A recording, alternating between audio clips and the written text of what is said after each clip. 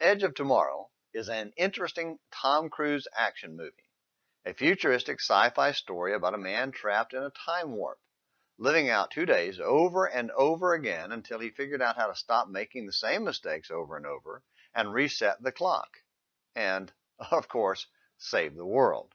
For hundreds, perhaps thousands of days, he lived on the edge of tomorrow, hoping for a different outcome each time. As Israel trudged through the 40 years of wilderness wanderings because of their failure to trust God, Numbers 14 verses 33 through 35, it seemed like they always lived on the edge of tomorrow, constantly repeating and reliving the mistakes of yesterday. But in Numbers 32, it appeared that the rebellious generation had finally died off, and a new generation had grown up and learned the lesson and was ready to reset the clock. After battles with the nations on the east side of Jordan, a few tribes came to Moses and asked for permission to settle in those lands. At first, Moses thought they were looking for an excuse to get out of the fights on the other side, but they made it very clear such was not the case.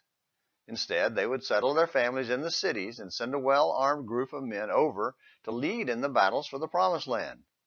Then they came near to him and said, "We will build here sheepfolds for our livestock and cities for our little ones, but we ourselves will be armed, ready to go before the sons of Israel until we have brought them to their place, while our little ones live in the fortified cities because of the inhabitants of the land. We will not return to our homes until every one of the sons of Israel has possessed his inheritance." Numbers 32, verses 16 through 18. As Christians, we should live every day beyond the edge of tomorrow.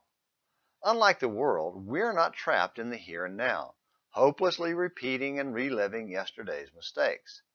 Instead, we look ahead to the future, Hebrews 11:13. Every day we awaken, aware of the past, but not trapped in a hopeless loop, waiting in misery for the end of a meaningless life. In front of us is a new day to seize and reset the clock of our lives. How are you living today? On the edge of tomorrow, or beyond the edge into the dawn of eternity? Well, come back tomorrow for a new Morning Minutes in the Bible.